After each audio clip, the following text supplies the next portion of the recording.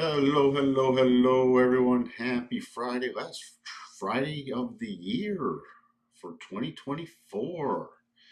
Last trading Friday. So, how's everyone doing today? Thank you, Sterling, for putting in the news and all the any numbers that came out.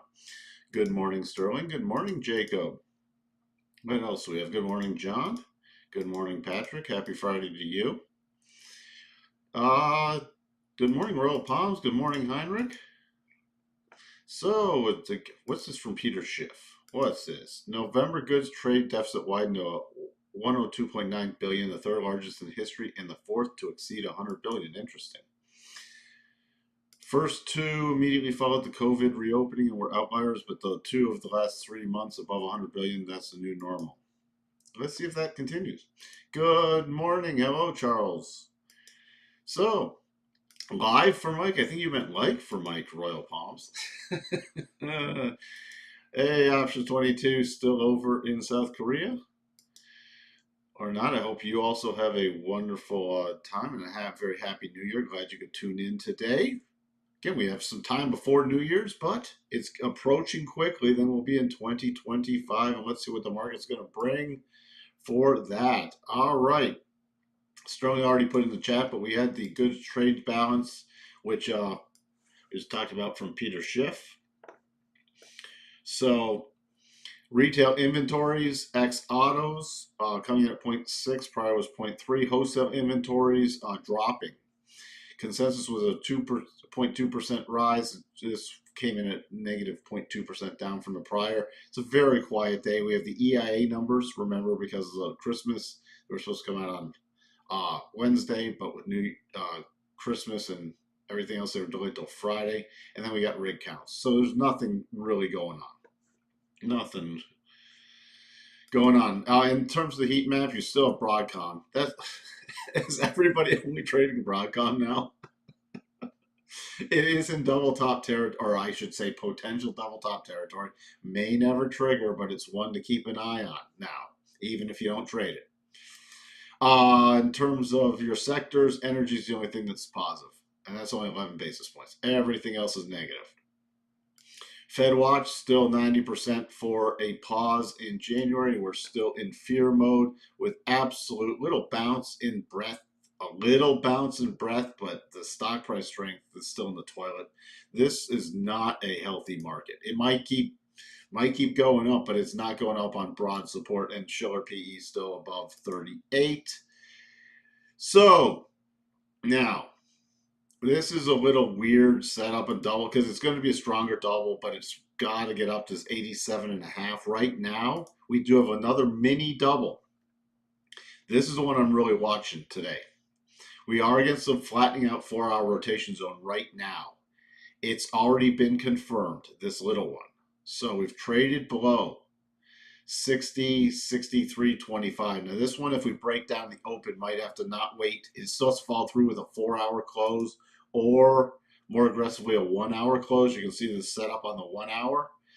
But if I were going to trade this breakdown, I'd really have to get some negative tick coming in and then possibly trade a break or a little bounce back with support, or prior to this support becoming resistance once it does break, and then a rollover play. And then if it follows through on a 1-hour close, that's the only way I'd hold it. That's the little way I look at that. And it is a Friday during a holiday week, so keep that in mind too. Good morning, Daniel. So that's what I'm keeping an eye on. Now, if we've confirmed it, but it has not officially triggered. Resistance going into the open is about 60.75, and then your significant resistance as it just bounces back is 6100 to 6105. Okay, so that's really it to talk about. Just also remember, that's why it really needs to follow through also with that close beyond the 1 hour, but also then with a 4-hour rotation, because it is against the 4-hour rotation zone. So we could dip down and then snap back up and still close within the 4-hour rotation zone and rotate back up, especially with 4-hour cycles getting to the bottom. So that's a trade that if you were going to try to do something like that from a teaching perspective, that's not something I'd just put on and walk away from. especially being a Friday. NASDAQ also in potential massive double top territory right here. Remember, 75 is the minimum requirements. The stronger ones are above 87.5.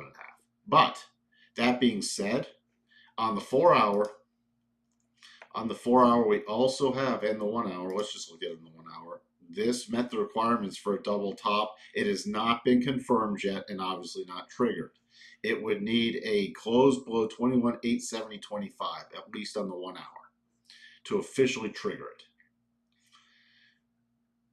And what I should do, since these are against rotation zones, I did not know if that work is going to be the high, so I should go back because they are against the daily rotation zones. So when they're against the daily rotation zones, I pretty much always use the conservative targets. So that would be on the right-hand side, not the left-hand side. So I have to go back to the S&P and make sure I have those targets on there, and they need to be on the left-hand side in the S&P. Why are they on the left-hand side? Because the right-hand side is actually higher. Hope that makes sense. I'll just list off those targets. 6,042.50. Again, the 50% projection. The 75% projection, 6,032, and then 60.21.50. On the NASDAQ, the targets would be 21,767, 21,713, 21,664. The Dow, which does not really have a really good pattern in it, I don't even know if this qualified. It's a little sloppy and it does not qualify. It's more breaking down from a little wedging pattern. This is the little wedge pattern right here that it's breaking down from. So that's what we're looking at right there. Key support, the first level of support in the Dow is 43,450, and then we're looking right about 43,300 are the two levels of support. So that's the only thing I'm watching, and the Dow's been very, very weak. You can see it's only returned to, it broke down. We got the crossover rotation, so only been able to return to it and then already rolling over with daily cycles back at the top. So I'm going to definitely be watching, and some of the key levels.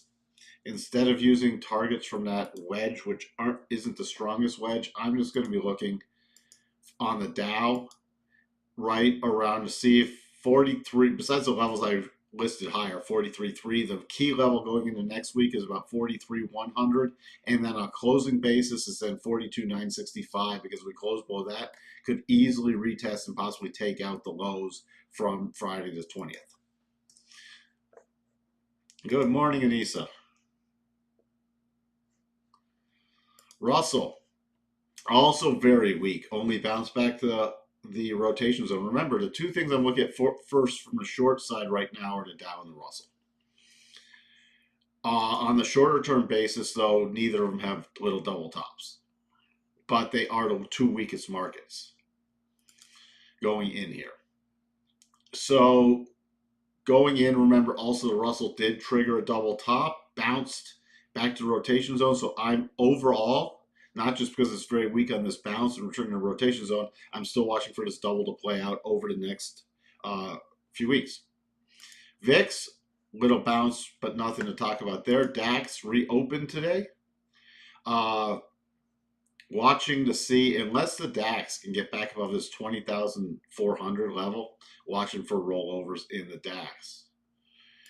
Notes, this is a great example. Look at this. The cycles are getting back to the top, and it's been moving sideways with the rotation zone coming down. So I'm going to be paying very close attention to this next week, especially after we get through New Year's. Yields, same thing. Cycles get closer to the bottom, and so far just a sideways correction. So it was a little higher earlier today, but this is Friday quiet trading. I'm going to be watching for this when the rotation zone catches up. Again, perfect example is a sideways correction with cycles getting potentially back to the bottom next week. Dollar index.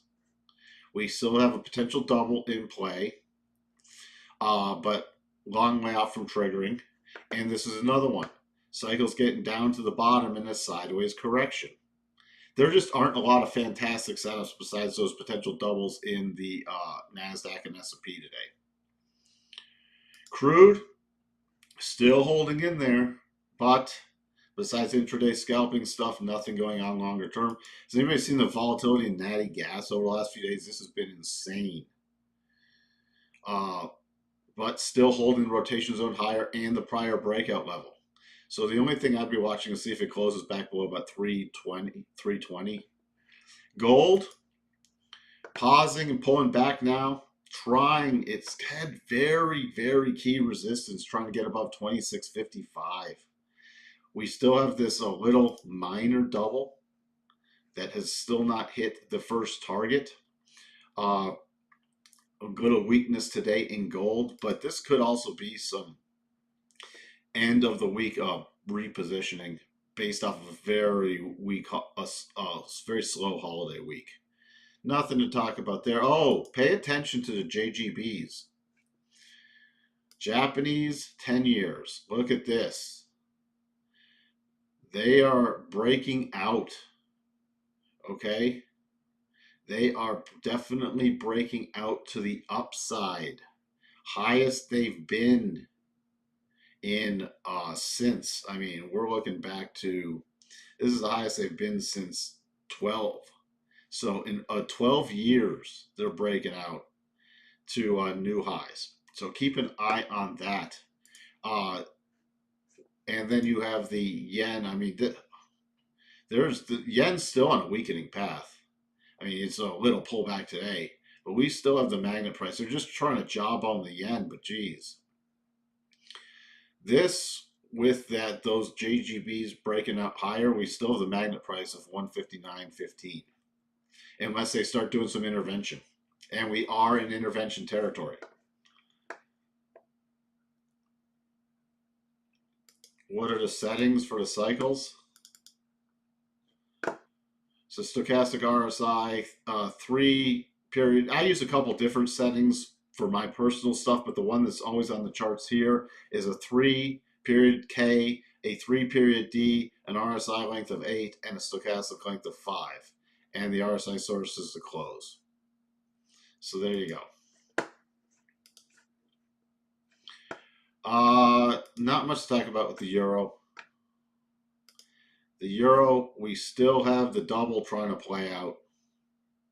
Again, it's hitting the very key resistances of this 104.40 level.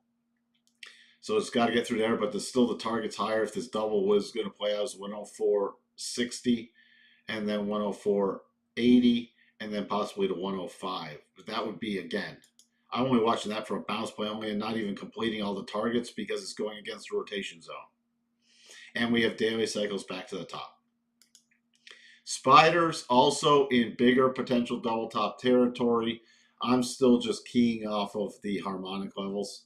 So 598.50 or just below that, right, going into the open. And then remember, if you get extra weakness over the next couple days, meaning Friday and Monday, we still have a gap fill potentially back down to 594.69. If you do break above 602.03 next week, you still have a magnet price of 605.55. The Qs, unlike the NASDAQ, which is in double top territory, the Qs are not. Now, if you look at this shorter time, there's not even a little double like you have on the futures. So if you're trading the Qs, I just watch to see if the doubles trade on the futures. Other than that,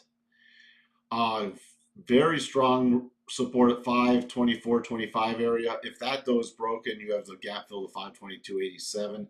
Very key resistance right about 530. What else do we have? Bitcoin. Bitcoin still has not invalidated. It's not triggered. It's confirmed the double, but not triggered it. And it has not technically invalidated unless it closes below 994, 921 today. So that's the only potential short-term bullish setup. But if we lose, so you see how it's reacted to this 50 again? We're holding this and this prior support level. If you start losing 91,600, Bitcoin could get very interesting. what I mentioned before, Broadcom. This is another one. Broadcom in potential double top, and it's hit the 87.5 level, which is the stronger double top territory. Now, this may never trigger, but if this were to trigger, it could potentially be to all the way to the gap fill back to earnings. And that would be significant with the amount of people pouring into it. And could take it back to the bottom of the weekly rotation zone and the prior major resistance becoming support area. So this is one to keep an eye on, just because that you can see markets breaking down if this were to trigger. Tesla, not much to talk about here.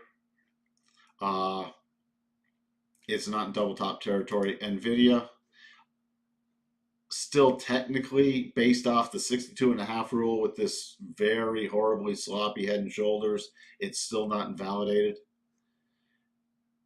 But I'm still watching with cycles back to top for the rollover plays and this bounce to unwind. That's really about it. There's not much to talk about today. Don't overtrade today, being a Friday.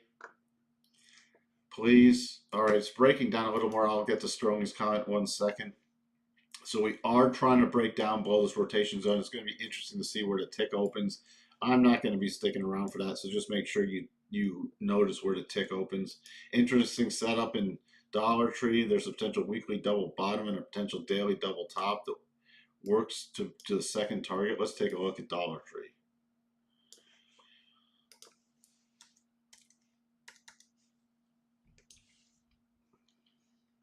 We do still have very lopsided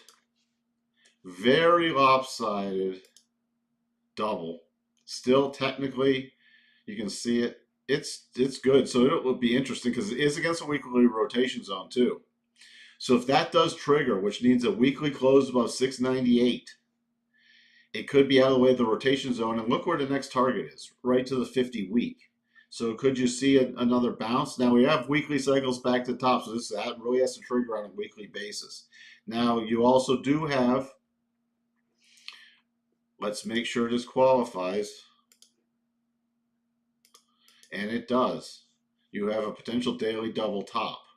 So again, if this doesn't get above 70, what did I say, 76.98 on the weekly basis, and then reverses and goes back below 68.17 on a daily close, you have the daily double top, which will come back down and make it a triple bottom in Dollar Tree. So you do have two neither which have triggered or confirmed, two potentially contradictory setups, but one's going to invalidate the other before. They're not going to both trigger unless this ekes out slightly higher and then just collapses because of where the weekly rotation zone is. But that's why I need a definite weekly close. A weekly close. I'd actually make the weekly close. I'd want it above that 77 area because of where the rotation zone is. Can we take a peek at rum real quick?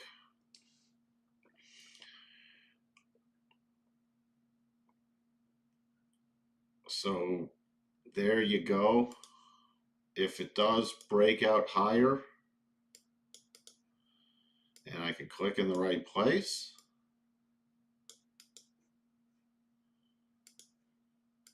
you have 2041 and 2231. If this does break out higher, it's against very key resistance, but the way people are still pouring into stuff, but because of Tether dumped something in a rumble, this is another one that might be short-lived, and I'd be start watching for a counter move, but there's no topping pattern yet. All right, with that, I'm going to wrap it up for now.